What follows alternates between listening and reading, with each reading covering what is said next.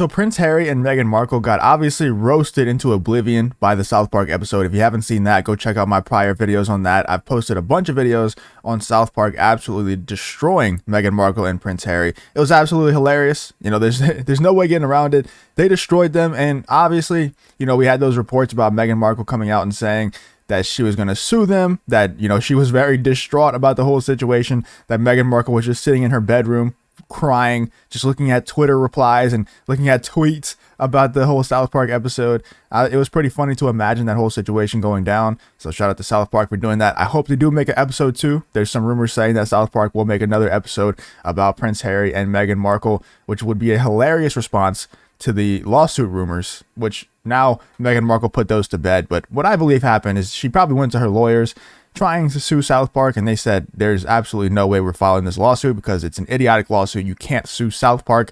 People have tried it in the past. It's just not possible. They don't even use your actual names in the episode, so there's no way to truly prove that it was them. But anyway, we have some more news today, a couple of other wild stories about Meghan Markle and Prince Harry ever since this South Park situation went down. This one I just thought was funny.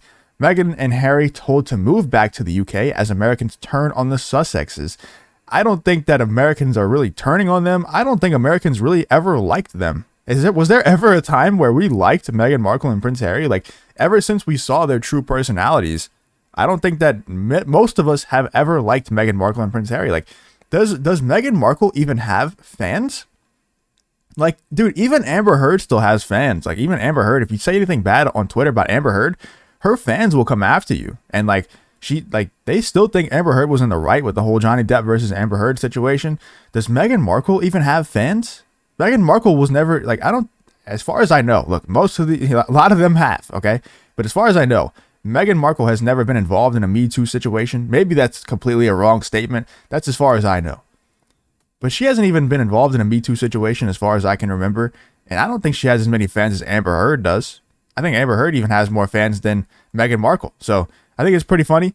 I'm going to tell you something that you do not want to hear. In the States, the conversation is Harry and Meghan need to apologize and they need to move back to the UK, said LA-based royal expert Kinsey Schofield. Imagine being a royal expert, and this is what you're talking about.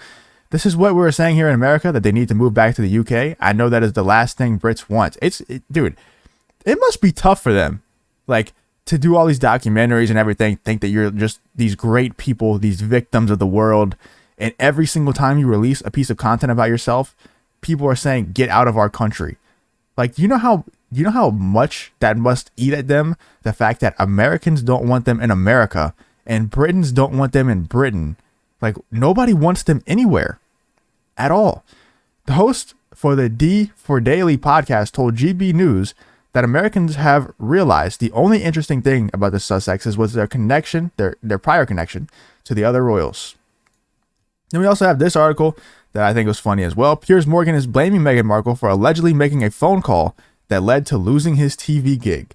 Now, look, have your opinions about Piers Morgan. I don't know, man. I don't know how to feel about the guy. It seems like sometimes he calls out things that I'm like, yeah, good job. I'm glad he called that out. Most people aren't, they don't have the balls to call that out. So shout out to Piers Morgan. And then sometimes he just says some really, really stupid things, dude. So I don't know.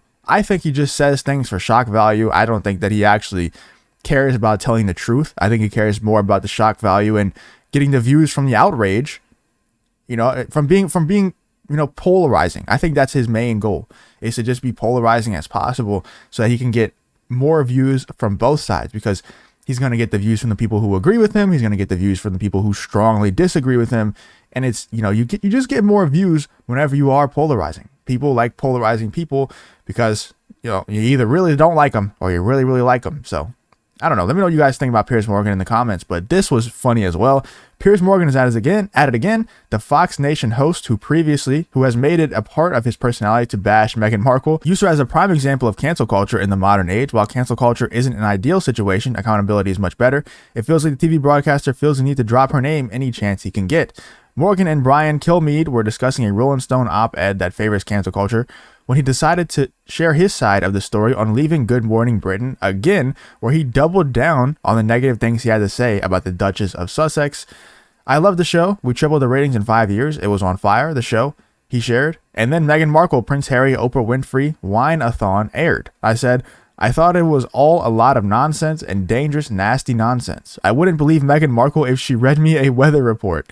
I stand by that statement. I think it's aged pretty well. And I agree with him. I wouldn't trust her if she read a weather report either. And apparently, she got him fired from that show. He went on to claim she contacted the boss of my company, ITV, a big network in the UK, in order to get him fired. She says, "You've got to fire him for not believing me. It's racist." So they basically put me in a position where I either had to apologize publicly to Meghan Markle for just not believing her lies, or I had to leave. So I decided to leave. Wow. That's pretty wild, man. I mean, respect for not apologizing to Meghan Markle, but to give him that type of ultimatum is crazy. For not believing, just because she said it's that word here that I'm not going to say again, not going to try to say it too many times, just because she claims that it's that, he has to either apologize or he's fired from the show, or he has to leave the show, whatever you want to call it. But that's the world that we live in currently. And that's why I'm saying, man, like sometimes Piers Morgan, he does the right thing. You know, he says the right thing. This is obviously, you know, the right thing. I don't think he's lying about this. If he's doubled down on this multiple times, I don't think he's lying. But if he is telling the truth, that's wild. And I'm glad that he did stand his ground. You know, it cost him a job. Obviously, it seems like it's a pretty good job because he said they 5 times the ratings or maybe tripled the ratings in 5 years, something like that. But, you know, it seemed like they were doing pretty well. Let's see. For not just believing her lies, or I had to leave, so I decided to leave. Morgan seemed to be forgetting the global outrage that was part of his on-air rant at the time. Meghan's reps never confirmed nor denied the fact that a complaint was lodged against Morgan, but the reports never discussed her wish to have him fired. That's a very distinct point that he hasn't been clearly defined by neutral party.